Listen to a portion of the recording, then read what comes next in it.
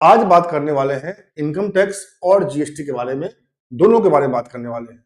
और दोनों में एक हमारे पास टॉपिक है, विषय है, जिसका नाम है डिमांड।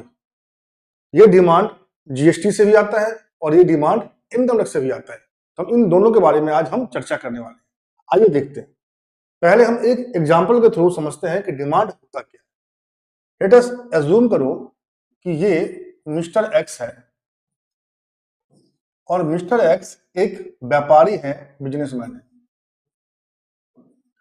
जब मिस्टर एक्स व्यापारी है और बिजनेसमैन है तो दो बातें होगी यहाँ पे।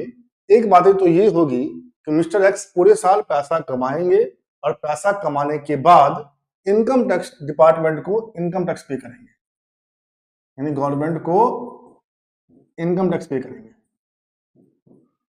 और जब मिस्टर एक्स गुड्स सप्लाई करेंगे तो जब वो गुड्स सप्लाई करेंगे उस केस में जीएसटी पे करेंगे। गुड्स सप्लाई किया तो जीएसटी दो, पैसा कमाया, इनकम हुई तो उस पर इनकम टैक्स दो। ये दो तरह के टैक्सेस हमें देने पड़ते हैं। अब होता क्या कि ये जो इनकम टैक्स है ये जब अपन पे करते हैं तो पे करने के लिए हम खुद से टैक्स को कैलकुलेट करते हैं। इसे हमने नाम दिया सेल्फ असेसमेंट टैक्स। मतलब क्या, खुद से अपनी इनकम पे टैक्स कैलकुलेट कर लो और कैलकुलेट करके गवर्नमेंट ऑफ इंडिया को पे करो। जब आप खुद से टैक्स कैलकुलेट करेंगे और कैलकुलेट करने के बाद गवर्नमेंट ऑफ इंडिया को पे करेंगे, इस केस में दो बातें हो सकती है।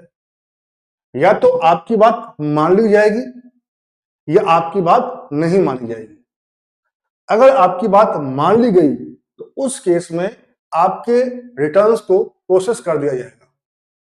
और अगर आपकी बात नहीं मानी गई कि ना तुम कहीं ना कहीं इनकम छुपा रहे हो, तो उस केस में क्या होगा, लेट अस अज्यूम